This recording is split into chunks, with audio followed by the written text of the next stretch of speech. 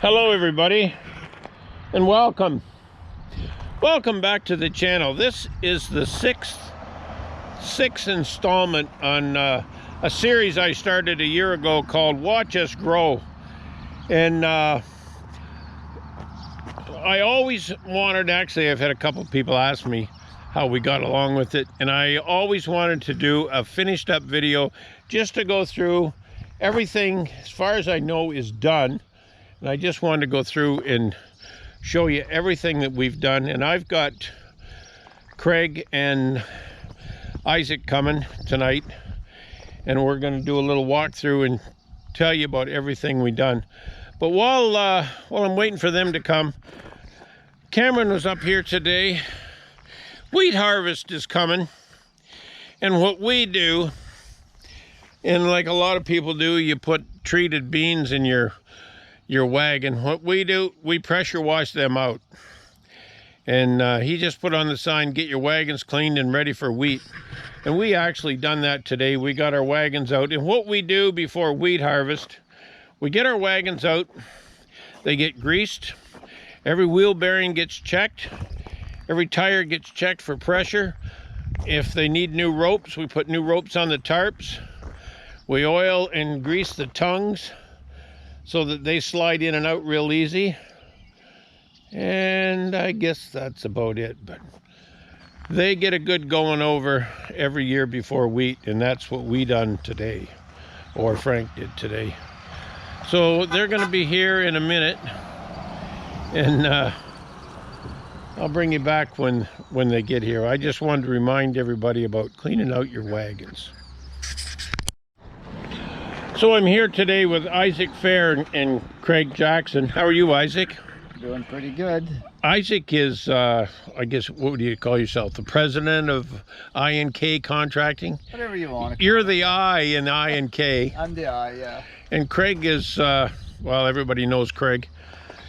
This was, I guess you would say this is kind of Craig's project between Craig and Isaac.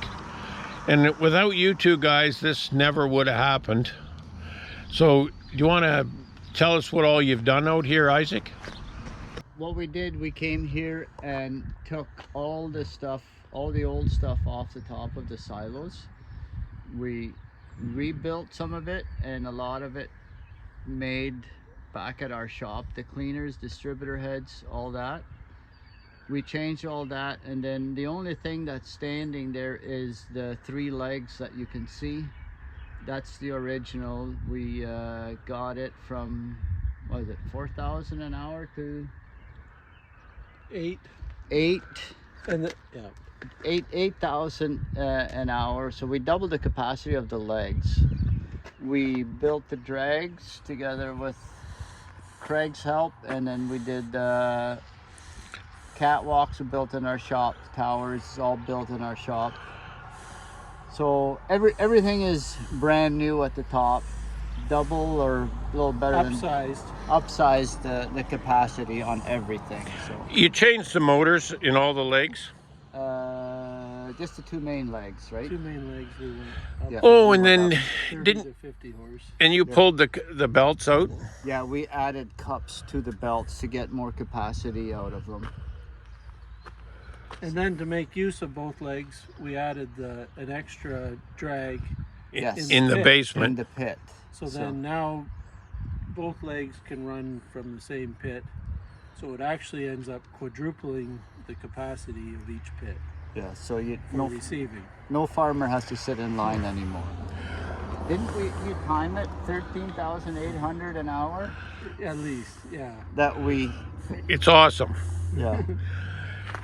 And the last time I was here for, if you watch our old videos, Watch It Grow 5, the bins were up, but there was no conveyors on them yet. And actually both bins have been filled, one with wheat and one with soybeans. Yeah. So maybe we'll take a walk and see what else we've done. Another thing we did is we took the top of the dryer and put a bigger wet bin on there as well. That's another thing we did up top. And a new scale. And a new scale's put in. That made a big difference, didn't it, Craig? There's quite a few upgrades we had to do. First, we had to do the hydro service. The hydro service was original 1972. Yep. So new 800 amp hydro service, all below ground wires. It's much safer. It's much more reliable. We get a windstorm before the breakers would trip on the hydro, and the transformers were so old that if they ever did blow, we'd be out of business. One of the major bottlenecks here, we're all too Canadian, so the farmers have to meet each other on the scale. The ones weighing out are coming one way, the ones weighing in are coming the other, and they were constantly waiting, letting the guy Everybody go would ahead. wait for everybody else. Yeah, and the scale sat empty, so makes a huge difference, and it's kind of really one of the cheaper parts of the infrastructure. We added the second scale, so you come in on the scale with the probe to weigh in. We probe you, weigh you in, get all your information. There's no rush, there's nobody waiting, and send you to the right pit. And then when you do get dumped, again, you come around, the weigh out scale is empty. There's nobody in your way, there's no waiting, you pull right on, come in, get your ticket. There's no rush. If you want to have a... You can talk to the neighbors, though. Yeah, you can stand there and talk to the neighbors, tell lies about your yields, and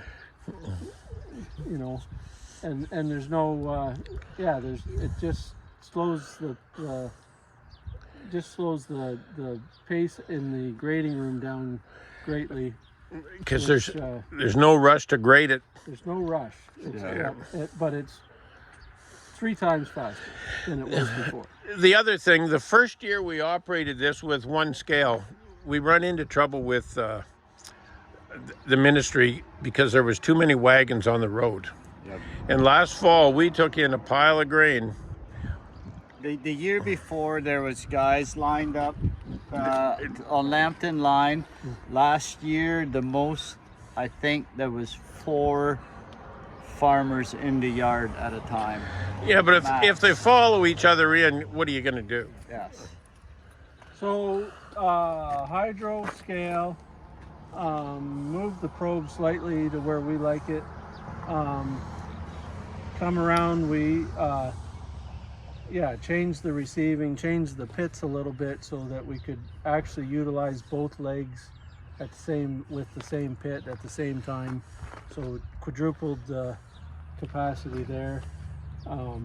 Added the tin can storage because the shed is, it's kind of one hole. It doesn't give you a lot of flexibility. No. It's a lot of labor, bugs.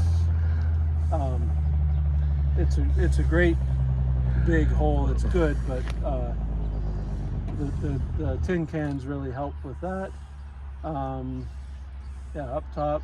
We then added electronic wise, the elevator's now PLC controlled, so the silo's getting full, it shuts down. Something's starting to overamp, it shuts down. PLC controlled. The dryer, the dryer's good. The way it used to work, it overflowed. Now it can fill steady without the grain overflowing and smashing up. And then the other big thing with the dryer, we added dryer master controls to it. So it's before the dryer master was the old operator. Yeah. Who, If he was awake. he manually adjusted the speed. Now the computer does it. You can check it on your phone as it's drying anywhere in the yard, and greatly improves quality, decreases shrink, and that just works.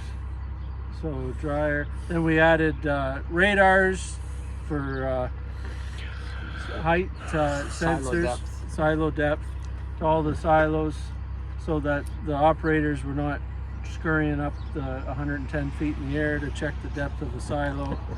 And That's never going to happen. it doesn't happen. It backs up. It plugs. It's an ugly day. So the radars are just awesome. They work through dust or anything. And then also added temperature control and monitoring. It actually shoots wirelessly from the top of the silo to the office. The computer in the office gives a nice digital display of the temperature spread all the way through each silo and each grain bin. I think there's 3 temperature cables in each silo and 9, 10. 11, 10 temperature cables in each bin. And again, just a really good quality management tool for keeping the grain in good shape. Added to the yard a bit, some extra gravel, obviously the wraparound drainage all around, new main drain the field, drainage around all the bins, that's very important. Then we did full aeration floors in the silos so that the grain can keep better in there too. All they had is the old trenches from the 70s.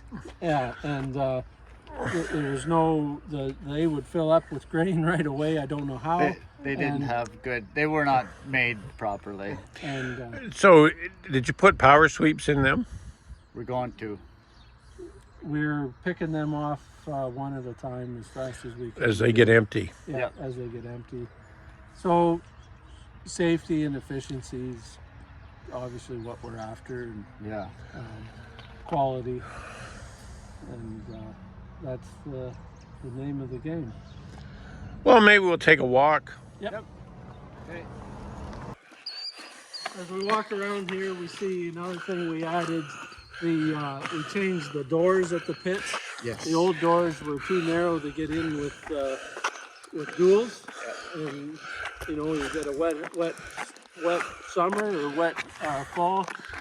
You know, these old tractors need duals to pull the loaded wagons out of the field, and so we changed the doors. They're full width now, and duals will fit through quite nicely. But the quality of keeping the pits covered and clean with the doors is Number one.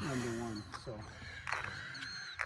And these doors, if you've watched the old video on installing a door on the sheep barn, these are the same doors, aren't they?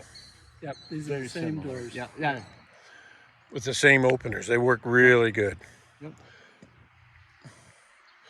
Well, we should go and have a look at the electrical inside.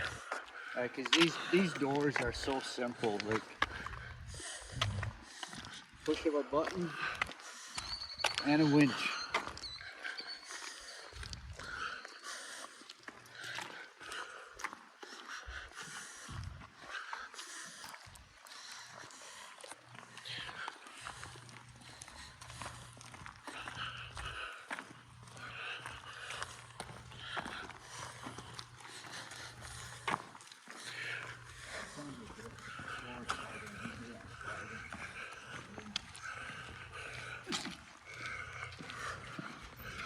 These are all pre-wired, are they?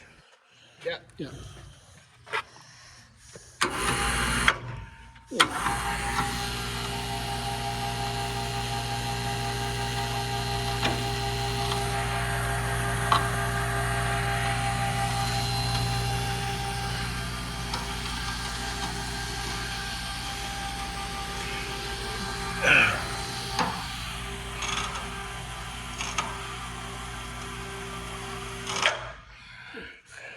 Open. Just imagine the wet hole this would have been with the storm that we had at 5 o'clock. There was a half-inch rain went through in about 10 minutes.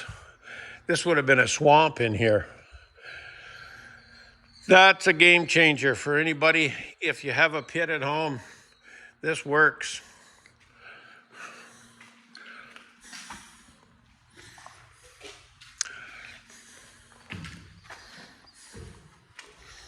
Yeah, so we doubled the control room.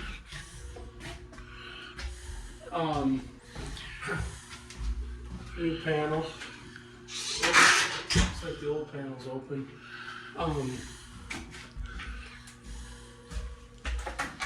Don't totally know how to run it. You see the bin levels. We're just about empty. We're ready for wheat. Main menu. This is the turn head controls. North head, south head. Settings. Motor amps on the legs and drags. Alarms. So yeah, sequences.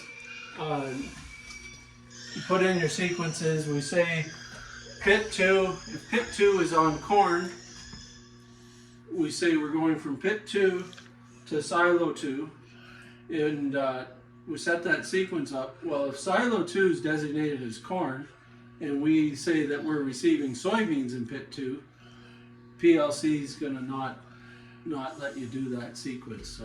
So little extra quality control there. How do you turn the turn head?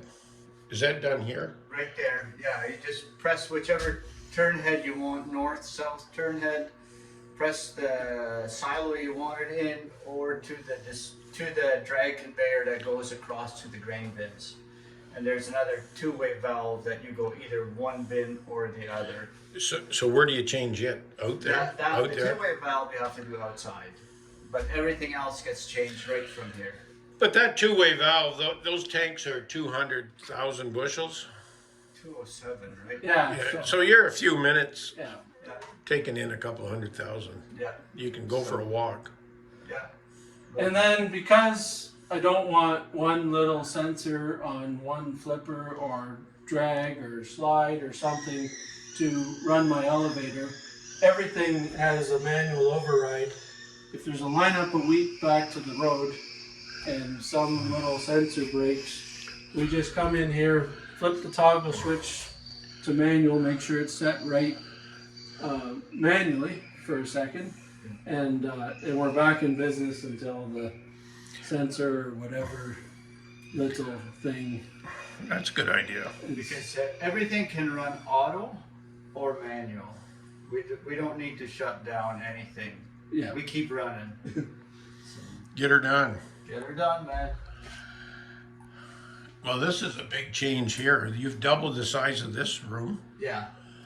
And that's the dryer master control that I put in for the dryer. It's an old Dorser dryer, but very good. So really what there is a dryer master on each side of the dryer? Yes. So each side flows into its own dryer master controller, so you always know what's coming out of the dryer, one side of the column or the other. It'll always be there. Big improvement over running out. We don't have, there's no buckets here anymore to test the grain. Oh, that's great.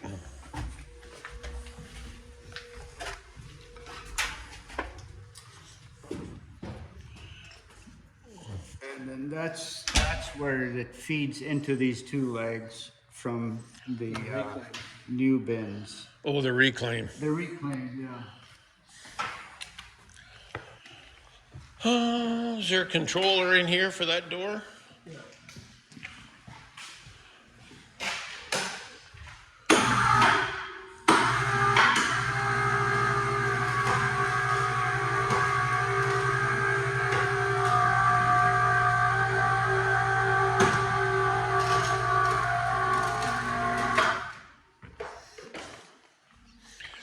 And just while we're walking by here, you did a rebuild on the pit in the warehouse too. Yeah, we redid part of the floor and then the hopper where it receives it. It was all, they never put concrete in, they just put a steel liner in the sand 10 feet deep.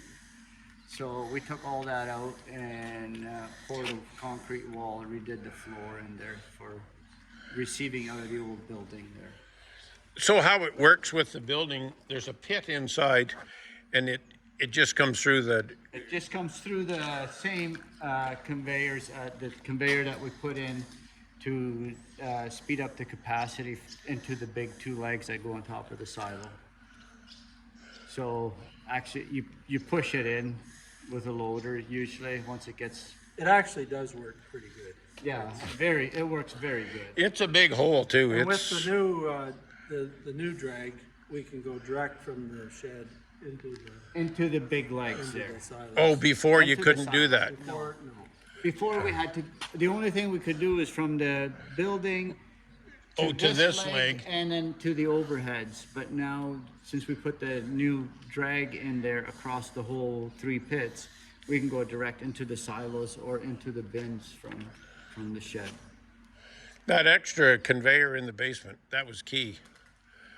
It was a pain in the butt to put in, but it's the best thing we did here, I think, for the pit receiving. Yeah.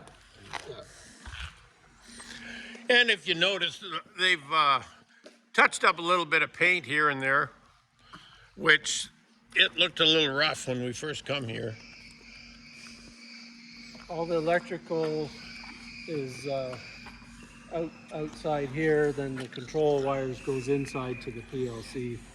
It's here because it's close to where the actual motors are, so it just saves a lot of wires. Bins have, you've had the videos on the bins, quite a few videos on the bins, but the bins have the paddle sweeps, conveyor unload and paddle sweep inside. Side draws on both sides, so you can, most of it gravity's out. And makes for very efficient handling.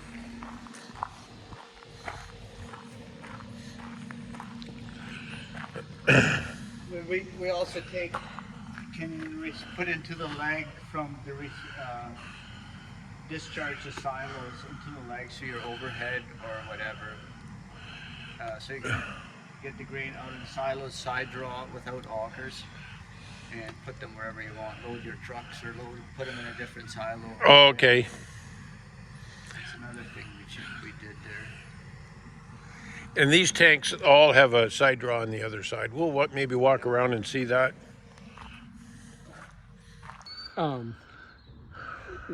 Yeah, like we just walked by the oats. We actually planted this farm into oats, hoping to get that harvested early, and then Al is working with Kent, Essex, and Lambton Soil and Crop, and they're actually planning a large compaction demo day on this site, August 7th. August 7th. Soil and Crop members will have information. I'm not sure. Yeah, I how think to it's register. like $40 for members and $60 for non-members. And it's a catered meal. Burns's are catering it. And it's a pretty big deal, I guess. I don't. Yeah, and, We all fight compaction, especially in the vegetable crop business. yeah. So we had this little piece of land right here that's kind of too small to do too much with. So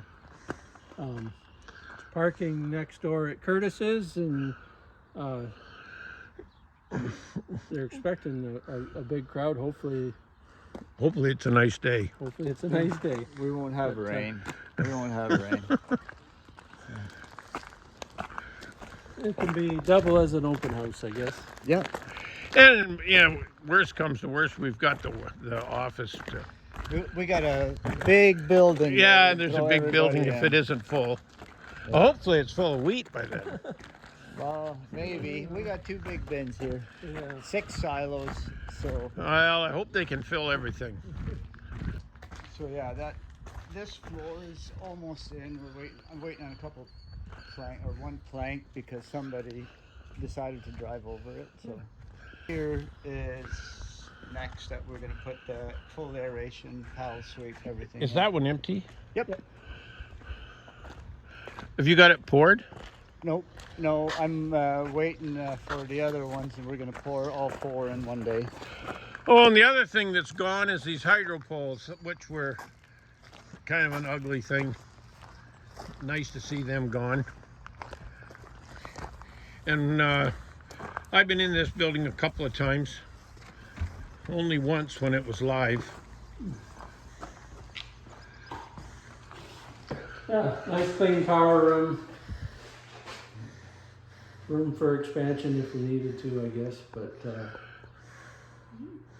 nice, clean, tidy shut-offs for each existing service.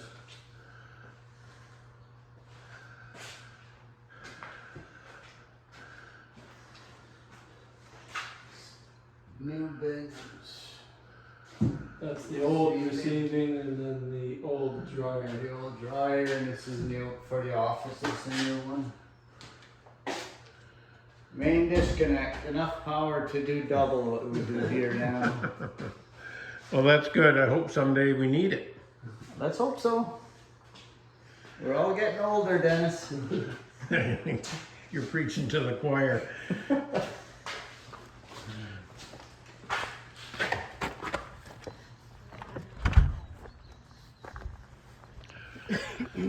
Anyway, that's about the end of our tour. Oh, the building got painted. I showed that a little bit. It looks brand new, 50 years later.